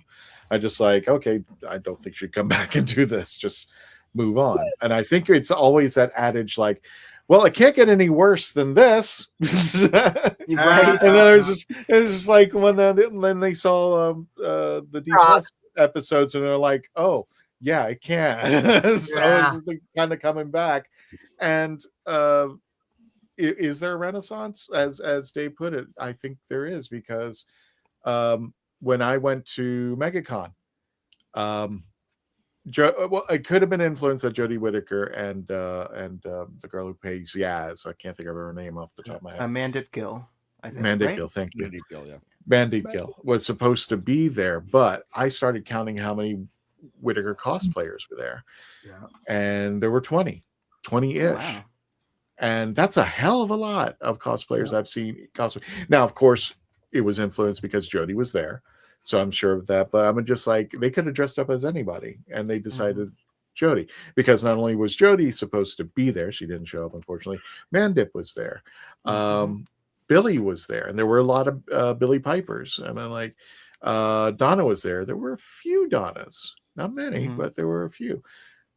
But that was 20 girls that, you know, questionably they found their gateway drug into Doctor Who. Do I agree with it? I don't know. You know, I was always skeptical about, okay, do we really need to go this route? I mean, and if I was always wanted to say, if we're going to go this route, can we have a good story about it? Not that, you know, it just happens and happens over time? Is there a story behind this? Because we've always had Time Lords and Time Ladies. And at the one point, if I'm not mistaken, Mark, Time Ladies had an advantage over the Time Lords because they could change their appearance when they were regenerating, thus Ramana. Yeah, that was the whole. I think they stole that for the Tenant, where his arm got cut and he was still regenerating, and all that was. They were saying, "Oh, it's that first day of regeneration. You can do it as much as you want." So, exactly, but again, that's playing with the Time Lords. Playing with the canon, you can do that. We have no problem with that. It's when you rewrite the whole thing we kind of have some issues. Exactly, and that's for another freaking episode. So, yeah, I Well, love Jan. They say, hold my script. Exactly. With the Time Ladies, I think that Michelle Gomez walked so that Jodie Whittaker could wave the Sonic all around in different. I want her to have her own show. She should have had a spin-off. The Big Finish ones are great. Her Big Finishes are some of my favorites. No, she needed her own show. They didn't need to do whatever they did. They just needed her own show. I love how there was like 3 seconds of a lot of the fandom not accepting like Missy, and then like by season 9 they were like, we love Michelle Gomez. Like, I love how brief that turnover was. It was really great. And that's what we hope will happen with some of this, but it takes longer on others. What was it? There's that line from the Undiscovered Country, the Star Trek 6 episode at the very end, and it was like Kirk said it best to the Klingon ambassador: people can be very frightened of change. Yeah, and for people to do change, they want a rational reason. Okay, if you're going to come in here and clean house or revamp it, if you're going to change our favorite Chinese restaurant to an Italian restaurant, is there a good reason why? And are you going to sell me that, this should be an Italian restaurant as opposed to a Chinese restaurant? Always has, always will be. Then you go into somebody, and especially you have to realize this is an old IP. This has been 60 years now? You're not just cleaning house, you're rebuilding the wheel. So, I mean, how many of us are going to see the 100th? I'm going to live forever. So you're going to regenerate. I'm going to see David Tennant the 7th play the 50th Doctor. So there you go. Okay, Highlander. He always turns up. He always turns up. Just like a bad penny. Well, gang, I've got to run for Christmas. So happy Merry Saturnalia. Happy 100,000. Oh my gosh. That's insane, Christian. Hey, if you run for Christmas, I will definitely vote for you. Okay, good. I got the jacket. I'm ready. So, all right. Bye, all. Happy holidays. Happy holidays. Thank you very much. See ya. Everybody check him out over at Eerie Travels over on the YouTube channel. Yeah, we'll see you on Thursday. We're doing a Boxing Day special for you, Mark. Cool. Boxing Day listener tales. We're getting it. We got a bunch of people send us so many crazy encounter stories, and we're reading a bunch of them for Christmas. So there you go. Boxing Day is awesome. Yeah, we love it. So, and see you on the other side. See you on the other side. See ya. So here's a question, Candyman. Orthodox Christmas is January 7th. Is there an Orthodox Boxing Day? Not I know of, but there is a free. We should just make it happen. Yeah, well, you got the Orthodox one, but you also got the Spanish Three Kings, which is the day before, which is the 6th of January. Well, so when I was living out, that's La Befana Day too. So when I was living out of Spain, my English friends, which have a half Spanish parenthood, would celebrate one Christmas on Christmas Day with the English parent, and then a second Christmas on Three Kings Day, which is really good because we got twice the presents. Yeah, exactly. Nice.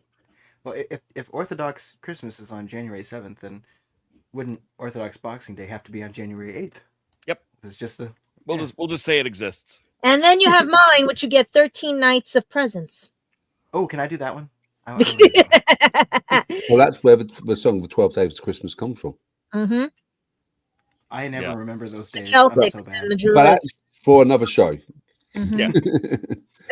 Because we could go off on tangent on that one, on those sort of stuff. I think Dave, we should do a 6-hour episode. We're just talking. We're just rambling around. Look, that can be our January 6th. When we come back for Happy New Year's, we're just yapping. Hey, until we chat. figure out if the land and the sea are going to be having their swaying time. I think I still hold the record for the longest Legend of the Traveling TARDIS show. Chat, real quick. Let us know for real if you would actually listen to a 6-hour show, because sometimes people do like a really long podcast, like the whole Joe Rogan angle, and people are like, I'll listen to that. Like, people actually do that. Let us know how long. Actually, let us know if you'd listen to 6 hours, and let us know how long you would actually let us go before you would like unsubscribe. I did a 5-hour show and I still had people listening. Sean, I don't know if you ever heard of this on YouTube. There was a guy who accidentally hit the record button or left the record button on the live button, and he went to sleep. He literally went to sleep. It was just a camera on him sleeping. And he had subscribers. His subscriber numbers kept going. All it was him sleeping. He left. That's what we should have done, Christian. That's what we should have done to get to 100K. We just should have filmed you sleeping. Anybody's going to watch me sleeping. Just put the TARDIS with Dugadoo and on a loop, and that's our U-log. Well, it is Christmas time. Santa watches you sleep, Christian. And that's the end of our 100,000 subscribers. It'll run out. So yeah, I think I got with that opening of English Candy on the show. I think I went for 4.5 hours. I think you popped in about 5 times, Christian, on that night show. You still going? Yep. I remember that one. Mm-hmm. Oh God! But the highest rated show is Mark hosting. Was it? Yeah, the first episode 1 and 2 of the Watch Party. We had 71,000 viewers. What are we at now? I think we're at. Let's see. What are we at now? You would, Dan. You would. I'm looking. So I produced, Mark hosted. That's the highest number of people watching. The watch and a watch party, for God's sakes, for the war between the land and the sea. Gadget that was magical for the channel. Just for Gadget, 101,192. So I'm 196. So yeah, we're at the doorstep. We're growing. Hey, 10 more subs. Good. We're good. There's 10 more subs during the special, then, right? Because I think we were 86 before.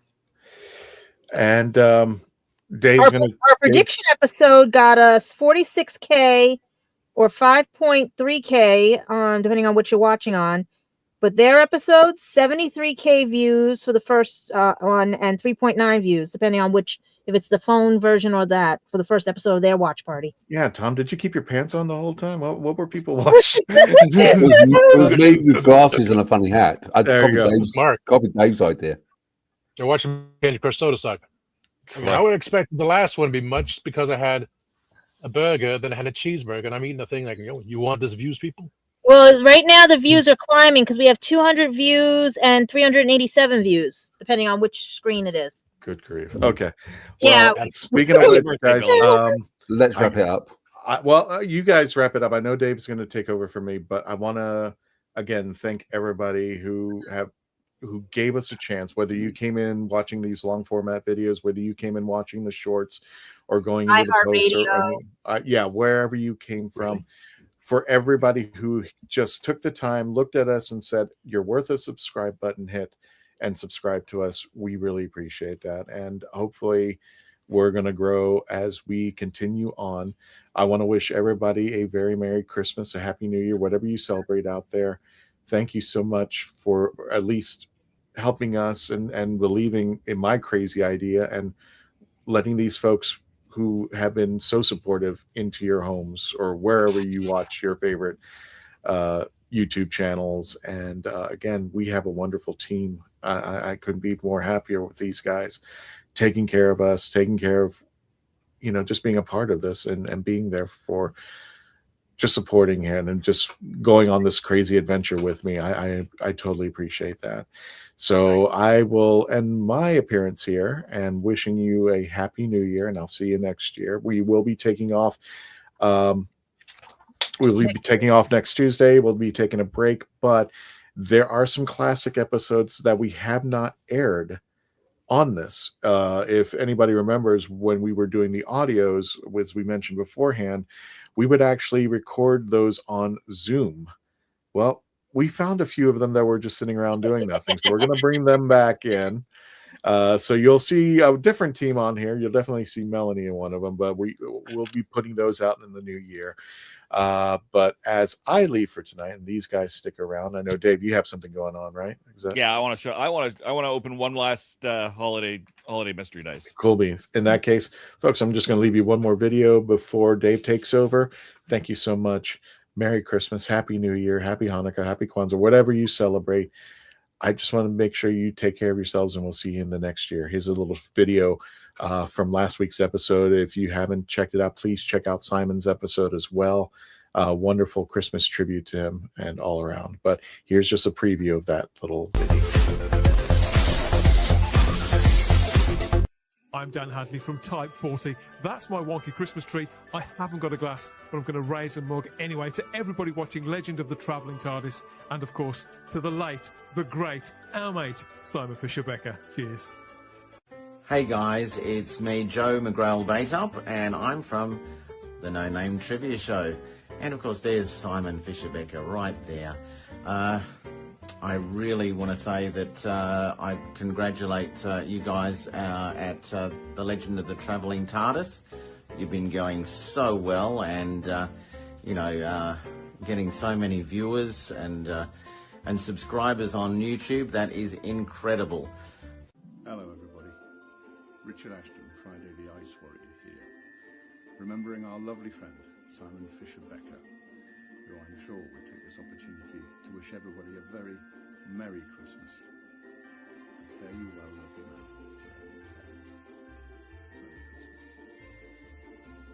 man. Hey, it's your pal Dr. Screen from the Dr. Screen Show, formerly from the Gallifrey Stands podcast, which we revive every now and again to give episode guides to Doctor Who for New Who. And I'm joined here by Coop and some tinsel, because it's the Christmas special, to say hi to Legend of the Traveling TARDIS. I hope you're having a wonderful Yuletide period. Hey everybody at the Legend of the Traveling TARDIS. Merry Christmas from me, Ross Mullen, the Silence, and the Teller, and Parsnip. Ah yes, she plays me every day for food. She's very good at it. And a very special Merry Christmas to Simon Fisher-Becker. We miss you all very much. Rest in peace, my friend. Have a wonderful Christmas, everyone. All the best, and see you in the new year. Hey, happy holidays, Merry Christmas from everybody here at Horses on Film and Happiness Patrol. To everybody on the Legend of the Traveling TARDIS, and of course to you, Simon. Merry Christmas. Merry Christmas. Merry Christmas. Hi, I'm Gene Turnbow. And I'm Susan Fox. And we're from Sci-Fi.radio. Simon, Merry Christmas. Merry Christmas to all. And to all, a good night.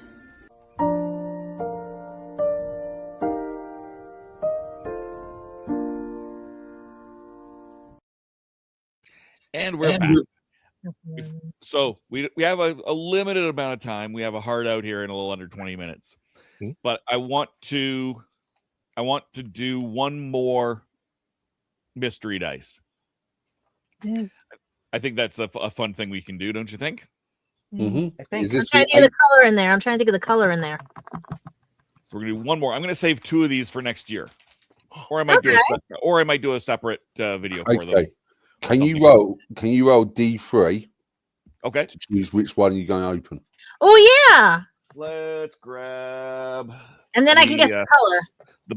The teddy bear set, and I'll roll a D6 because my big D6 is hidden behind my background. Yeah. 4 divided by 2 equals 2. 2. So we're gonna go 1, 2. So we're gonna do this. We're gonna put this dice away so that it does not get lost. What color do you guys think? I'm thinking either teal or yellow. I'm going to go like a pinkish white color. Any other guesses? I'm going to say, I'm just going to go sapphire. I don't know. Tom? Plum. Ooh. Ooh, Sugar plum. purple.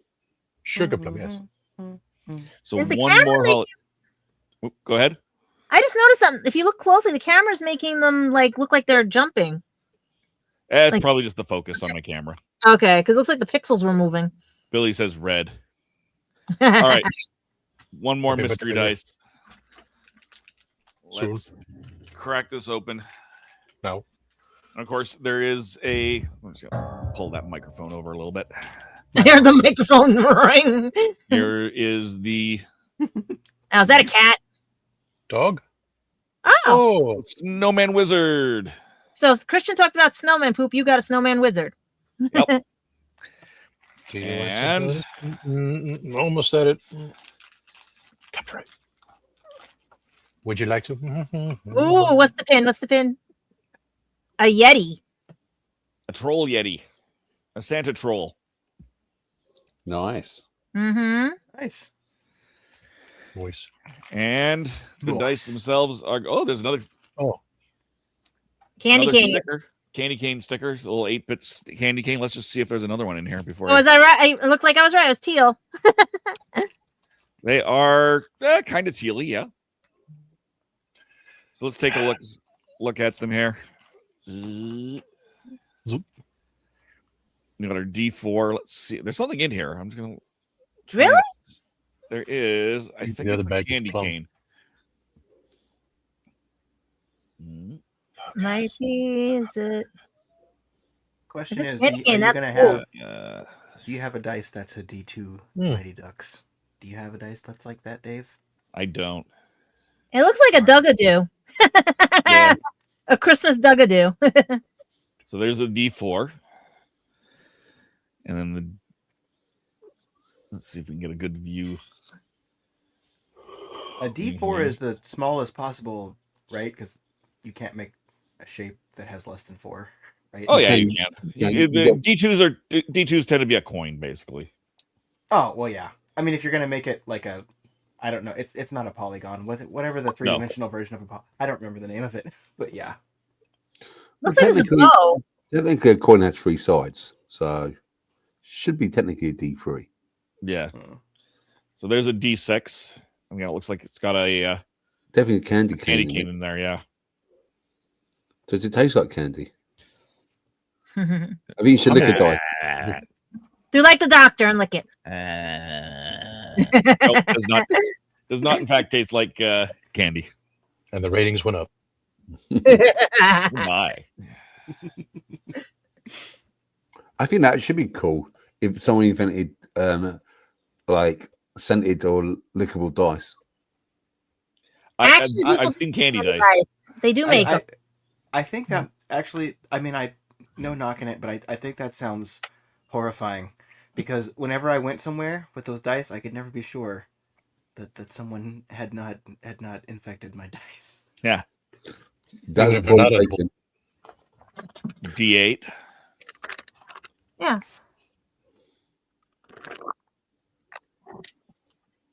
Your standard D10.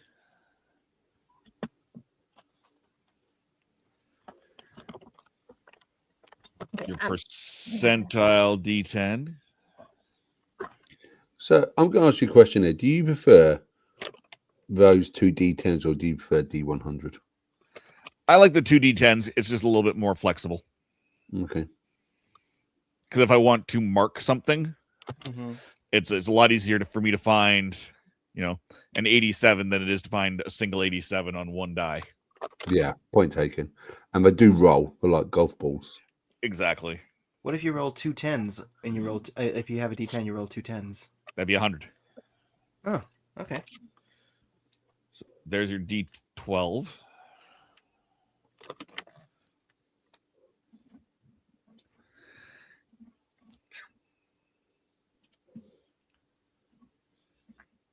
And that's of course, your D20.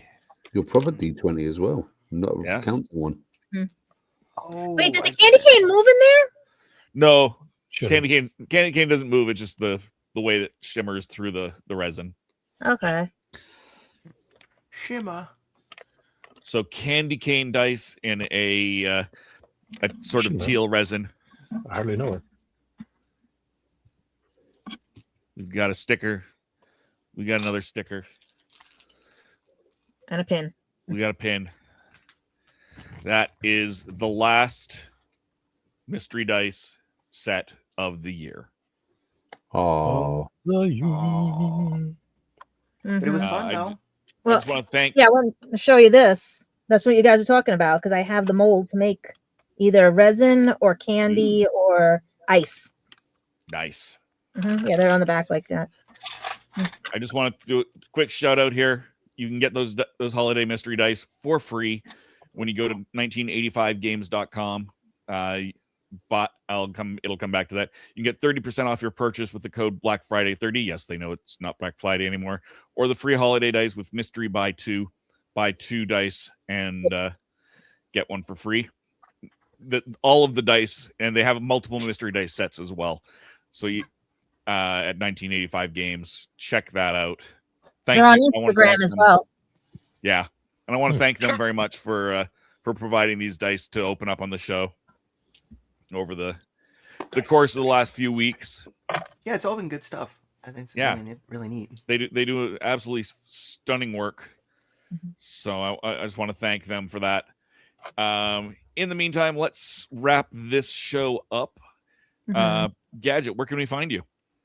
YouTube, Instagram, everywhere, anywhere. Lulu.com to pick up my books. And I'm working on, they sent me the prototype for the hardcover, but they forgot the author's name and everything. But I rechanged the cover, so it doesn't look like this, but we do have hardcover coming out. But now you have 2 versions of Copley and one of the kids' book right now on Lulu.com. Check out Instagram, Gadget Pendragon, my GoFundMe. Working on YouTube channel Gadget Pendragon After Dark because that's going to be for the proper shows like Legend of Traveling TARDIS and any vlog series that I do with like professionally wise. But my regular channel will have like the bloopers and other things and stuff. There we go. And Mark, where can we find you? Right, I'm going to try to get this right. Okay, because if you guys hear me on the Spill the Geek Tea, I always screw this up. So you can find me at Spill the Geek Tea. You can find me here at The Legend of a Traveling TARDIS. And you can also find me at my Instagram account, which is cyborg210_cosplay. Yes, I did it. I didn't say Legend of a Spill the Geek Tea. Speaking of Legend of the Spill the Geek Tea, Tom, where can we find you, good friend? You can find me on the Tasty Cake. I forgot what I said before. Legend of Spill the Geek Tea. I forgot what I said. It's on the other banner. And there, and there, and there. And everywhere. Not there. And of course, Sean, where can we find you? You can find me on YouTube at Our Philosophy Is if you'd like to hear about sci-fi or honestly, I really should stop trying to theme it. It's usually anything and everything I want to post about. I don't follow the rules of having a themed channel, which is probably why my subs aren't super high, but that's okay. At Our Philosophy Is, I talk about any number of things in a queer-friendly space, so that's where I am, and possibly, potentially, another outlet soon. Possibly TBD. Gonna stick that right there, but for now, at Our Philosophy Is on YouTube. Thank you. Dun, dun, dun. Dun, dun, dun. And of course, for me, you can find me all over the YouTubes.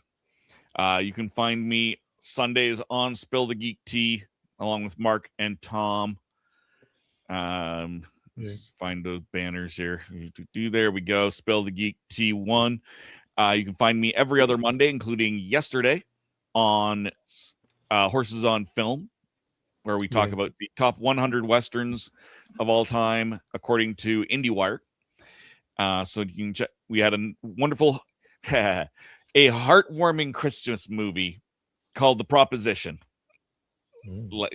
Yesterday. So you can check that out, youtube.com/@horsesonfilm. First Thursday of every month. So you'll see us just before, I believe on New Year's Day, actually. Yes, New Year's Day. You can catch me on Happiness Patrol, youtube.com/@happinesspatrol show. And of course, Tuesdays here on The Legend of the Traveling TARDIS. And in between all of that, youtube.com/therathole DOTCA. That's therathole.ca, but YouTube does not like URLs in their URLs. That, ladies and gentlemen, boys and girls, Whovians of all ages, is the Legend of the Traveling TARDIS 2025. 100,000 subscribers. Thank every single one of you. We love hearing from you. And until then, let's end this. Say goodnight to Simon. Oh, I wish Simon could have been for this. You know what I mean? Maybe he was sending all those likes to us. Oh, definitely. I think he is. So we're gonna send that off and say goodnight to Simon in the chats. And for the rest of us, have a great remainder of your 2025. Take us away, Tony.